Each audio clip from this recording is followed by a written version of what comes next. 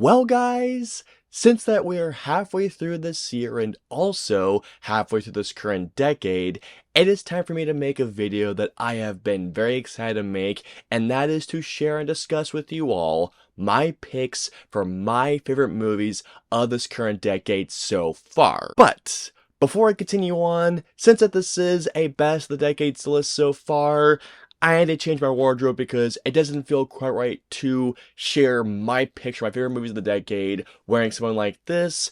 Give me 1 second, let me change to something a bit more appropriate. One moment.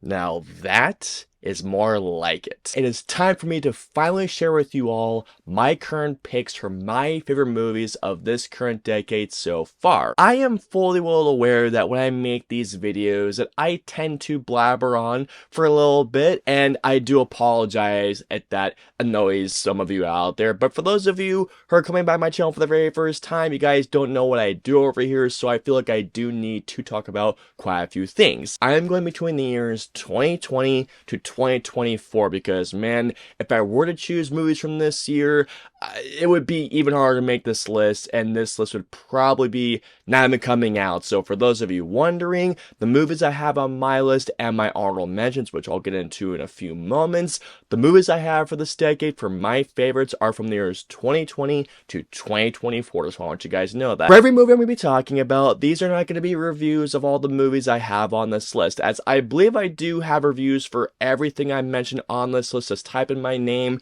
and whenever I mention the movie, I am 99% certain that there will be a review of that said film on my channel. Just type it in the YouTube search bar and I can guarantee I have reviewed that certain film. Let's just have a great time gushing over the movies that gave us the best cinematic experiences of this current decade so far, whether you had the greatest time in the movie theater or if you sat down at home and streaming. Doesn't really matter either way, you just had a great time having the greatest cinegasm of this decade so far, and that is what we're here to celebrate. Oh, and also, something else that I almost forgot to mention, there will be no horror films on this list, as I am saving that particular idea, a horror films list, for later this year in October. Just want to let you guys know that and keep in mind for that list when it comes out in October. Before I get into my top 5, I do have to mention my honorable mentions. Now, for a video like this, I would normally do 5 honorable mentions, but because there have been so many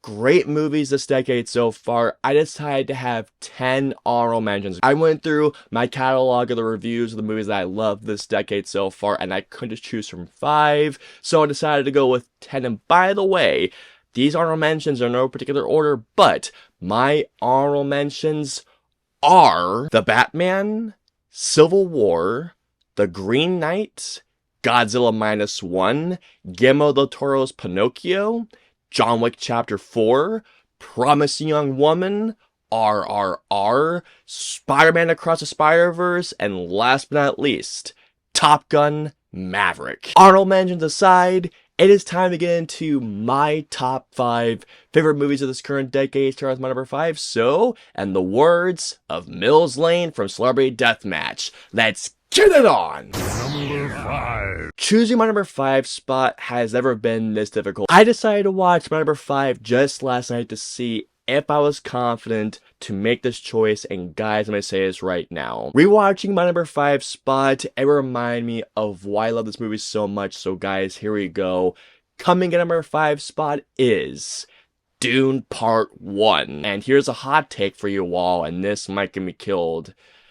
I prefer Part 1 over Part 2. Dune Part 2 is such an achievement in filmmaking, but there's a bit more of me that prefers the mystery, the lore, the world building, the political aspect, the characters, the visual effects, even the score in some certain bits of Part 1 over Part 2. One of the reasons why I absolutely love Dune Part 1 is because it essentially, like, it would be taking essentially the political side of, let's say, a thing like Game of Thrones, meeting the lore and the world building of, let's say, as Star Wars, weave that together with this incredible source material that Denis Villeneuve just did such a great job of bringing to life, even though I have not read the book besides that, guys. Greg Fraser's incredible, I mean, breathtaking cinematography, the amazing performances, Hans Zimmer's brilliant score, but not to mention as well how this movie takes you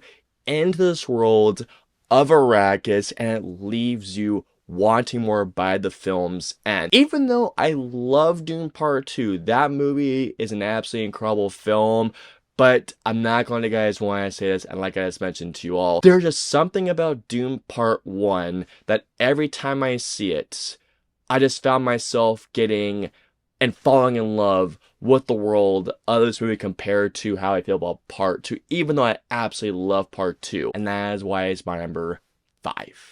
Number 4. Up next, at my number 4 spot, if you ask me, is my pick for the best animated film of the decade so far, and that is Soul. There have been plenty, and I mean plenty, of great, fantastic, phenomenal animated films this current decade, but if you were to ask me, guys, the one that I connected with the most was Pixar's Soul. Within the first, I want to say 5, even the first 10 minutes of my latest rewatch of this movie, I was reminded of why this movie not only connected with me on such a personal, such a deep level, but why I love this movie so much and why I do think that's among Pixar's best work. Even though Soul is a terrific film for the entire family, it is a film that is not afraid to go, you know, a little deep, a little dark, and a bit more onto the adult and then the much more heavy side, knowing the themes that it's dealing with. It is a film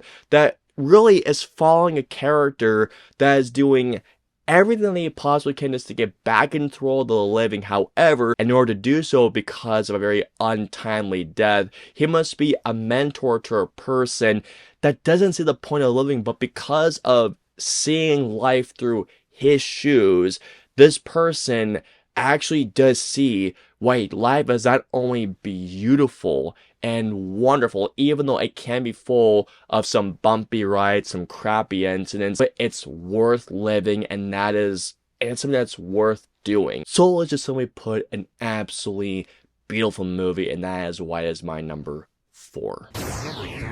At my number 3 spot was easily, so far I should say, the most visceral experience that I've had at the movies this decade so far, and that is The Northman. You want to talk about a movie that literally left me going like this? Holy shit! I've done that every single time I've seen this movie. This is just one of those movies where, as I kept watching it, I kept thinking, how in the shitting hell did they do that? There are just so many sequences into which how Robert Eggers directed, and I can't remember who does Jaron Blanche, I believe that's been his current cinematographer, and I know they're working together on a film that's coming out next year, which I cannot fucking wait for. The Northman is one of those movies that I feel like if you're looking for just a brutal, a cold, an epic Viking saga, this movie is right up your alley. The final shot of this movie is one of my favorite final shots of this decade. It is just that, here comes the word again, an epic final shot. The writing, storytelling, the orgasmic cinematography, the incredible, by the way, the score, which by the way, I just want to show this really quick. This score is something else. It's one of my favorite scores of the decade. Just want to ask that right now. This is one of those movies that even though on a technical level and still on a storytelling level, I still feel like it is a filmmaker that we have yet to see the peak of what he can do as a storyteller, as a technical filmmaker, and knowing what he can do with that camera. Every time it ends, I find myself still constantly not only spellbinded, my jaw is dropped, and I keep thinking, wow, every single time. The Northman rules. Enough said. Number 2. This movie to me is the most entertaining film of the decade so far to me, and that is The Suicide Squad. Alright, so I can already see a lot of people out there saying, how can the Suicide Squad be over a film like The Northman, Dune, Soul, or even over my honorable mentions? The Suicide Squad is one of those movies that, sure, it may not be as technically proficient or stellar storytelling wise, or I guess as mind-blowing as my other films on this list or even my honorable mentions, but the reason why this movie is so high up my number 2 as a matter of fact is because this movie is just so damn entertaining, and besides my number 1 spot, no other film this decade so far besides my number 1 has put me in such entertainment and such cinematic joy, has made me as happy as the Suicide Squad has. You know, when you look at certain films as essentially say, as like a comfort movie, like you would sit down during like, let's say like a bad mental day, or if you're having like a bad time in your life,